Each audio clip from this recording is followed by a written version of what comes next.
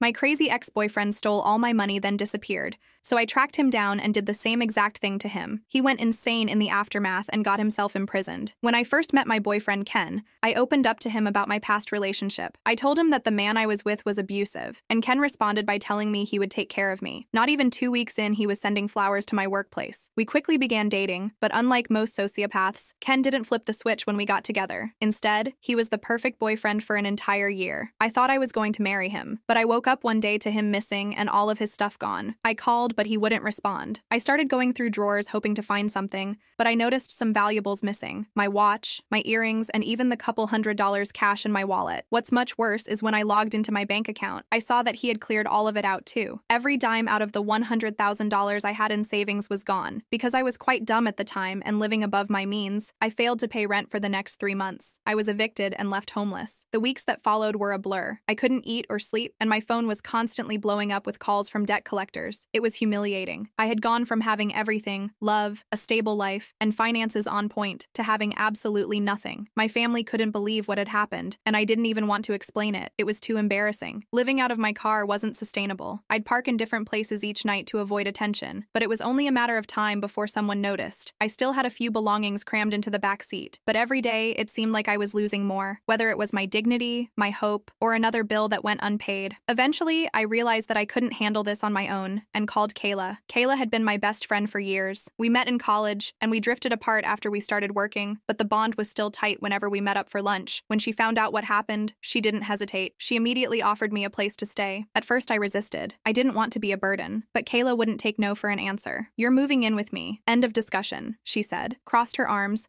and gave me a look that said she meant business. I didn't have much choice, so I packed up what little I had and moved into her spare bedroom. It wasn't much, but it was a hell of a lot better than sleeping in my car. The first night, I cried myself to sleep out of sheer relief. I was beyond grateful that someone still cared about me after everything I had been through. For a while, I stayed at Kayla's. I applied for jobs and worked on getting my finances back in order, but no matter how hard I worked, one thought kept gnawing at me. Ken was out there, living his life with my money, probably laughing about how he had fooled me so easily. The rage I felt was overwhelming. I wasn't the type to let things go easily, and the more I thought about it, the more determined I became to track him down. I knew it was crazy, and I debated whether I should have just let it go, moved on, and rebuilt my life, but I couldn't. That's when I decided to hire a private investigator. It was a stretch. I didn't have much money left, but I scraped together what I could and hired a PI to track Ken down. It worked out. I was also starting to get paid from the coffee shop job that I applied to recently. I needed to know where he was, what he was doing, and if there was any chance of getting my money back. After a few weeks of staying at Kayla's, I started to feel a bit of guilt settle in. As much as she said I didn't need to worry about paying rent, it didn't sit right with me. She was my best friend, and I wasn't about to take advantage of her kindness. One morning over coffee, I told her that I would start paying her rent, and she refused to take it since I was her best friend. I told her it would make me feel like I had a bit more control over my life and would find a way to pay her every month, so she allowed it. That way turned out to be opening another credit card. I had sworn off credit after what happened with Ken, but it felt like my only option. Between rent and funding the private investigator to track down Ken, the costs were piling up, and it wasn't like I could ask my parents for help. They already thought I was reckless for getting into this mess in the first place. I stared at my phone screen for a good 20 minutes before finally pressing submit on the credit card application. I knew that it would be worth it. I'd get my money back once I tracked him down. Once I had everything he stole from me, I could pay off Kayla, pay off the PI, and clear all these credit card balances. It was temporary, or at least that's what I kept telling myself. Temporary or not, seeing the charges rack up made my stomach turn. The PI wasn't cheap, and I'd set aside a good chunk of that new credit limit just to pay him. Each week I got another update, another clue as to where Ken was hiding. Kayla noticed I'd been more tense lately. One night, as we were watching TV, she casually asked if I was okay because I seemed stressed. I didn't want to worry her with the details and told her I was fine, just trying to balance everything. She said if it was about the PI, she told me not to go through with that and that I shouldn't have to go broke over this. That was true. I did run it by Kayla and didn't tell her that I went through with the PI,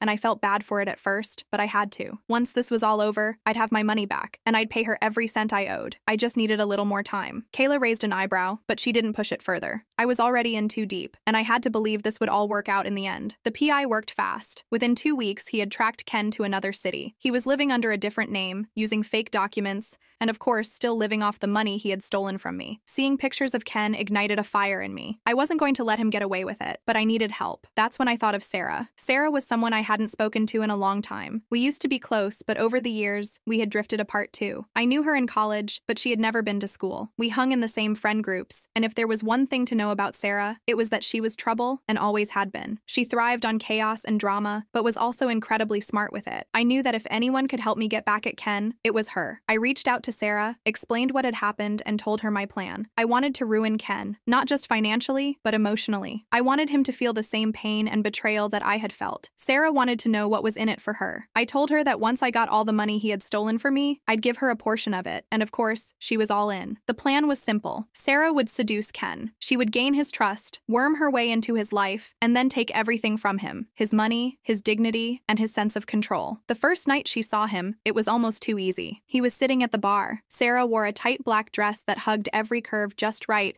and strutted right over to where he was. They talked for a while, and she told me they had danced for hours that night. Sarah made sure every move kept his attention. She really knew how to dangle the bait without giving everything away. Within a few weeks, she had Ken wrapped around her finger. He had no idea she was working with me. She played the part of the doting girlfriend, hanging on his every word, pretending to care about him the way I had once done. Ken fell for it. I watched from the sidelines as Sarah executed our plan. Late one evening, my phone buzzed, and Sarah's name lit up the screen. I answered, already knowing from her timing and the way she'd been handling Ken that something big was coming. "Guess what, babe?" she said, sounding giddy. I asked her what was new, and she said she got him. He finally gave her access to his bank account that day. All of it. "Are you serious?" I asked, but I was too afraid to believe it was real. "Dead serious," Sarah confirmed. She revealed that she told him she needed access to help manage expenses and take care of him, and he was more than happy to hand it over. We talked about the next steps, and we created a new account under a fake name. We funneled everything from his account into it slowly, and when we decided we'd have enough, we'd drain it all in one go. My heart pounded as she laid out the plan. I knew it was dangerous, but after everything Ken had put me through, I didn't care. He deserved to lose everything the way he'd made me lose it all. And the thought of him trusting Sarah, thinking she was his savior, only for her to be working with me the entire time, was delicious. "That sounds perfect," I agreed. Sarah said that she would handle setting up the new account since she had more experience in situations like this. I knew this wasn't her first rodeo, so I trusted her. She guaranteed there would be no connection to us, and by the time he realizes what's happening, the money will be long gone. As I hung up, I couldn't help but feel a wave of satisfaction. It was all falling into place. Ken had destroyed me, taken everything I had, and now it was his turn to lose it all. By the time Ken realized what was happening, it was too late. Sarah had drained every penny from his accounts and left him with nothing. I sat by my phone for hours after the money was supposed to be transferred,